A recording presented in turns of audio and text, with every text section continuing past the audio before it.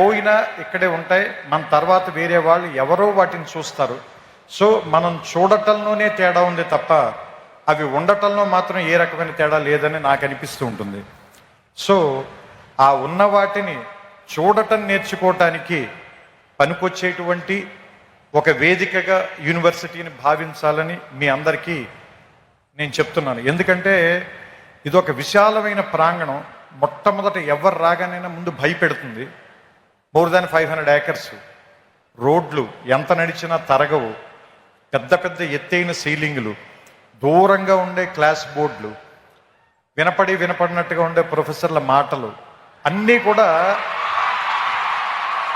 ముందు మనకి చాలా నెగిటివ్గాను, ఇక్కడి నుంచి ఎంత గమ్ముని వెళ్ళిపోదాం అనేటువంటి ఫీలింగ్ ఇచ్చేలాను అనిపిస్తాయి. మందు చేదుగానే ఉంటుంది, ఆసుపత్రి వాసన మనకి సుగంధంలా అనిపించదు, కానీ అది మనకి చాలా ఉపయోగం చేస్తుంది. అదే మనకు ఉపయోగపడుతుంది, మనని బాగు చేస్తుంది, మనని రిపేర్ చేస్తుంది, మనని మళ్ళీ ఆరోగ్యవంతుని చేస్తుంది. అలాగే ఈ ప్రాంతం కూడా మొదట మనని భయపెడుతుంది, కానీ దీన్ని అలవాటు చేసుకోండి, దీన్ని అవగాహనలోకి తెచ్చుకోండి. ఎందుకంటే మనమందరం వేరే వేరే కల్చర్స్ నుంచి, వేరే వేరే ప్రాంతాల నుంచి వస్తాం.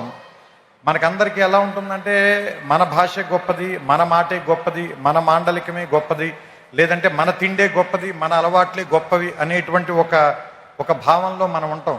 ఇక్కడికి వచ్చిన తర్వాత వేరే విషయాన్ని కూడా యాక్సెప్ట్ చేయటం అనేటువంటిది నేర్పటానికే ఈ ప్లేస్ ఉంది.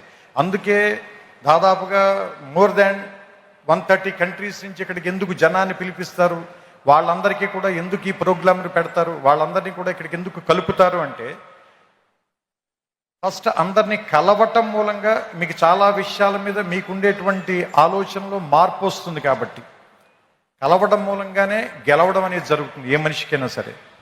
సో నేను ముగించే ముందుగా ఒకే ఒక మాట చెప్తాను. ఈ ఆంధ్ర యూనివర్సిటీ సింబల్లోనే ఉంటుంది, తేజస్వినా వధీతమస్తు మా విద్విషామహే అని.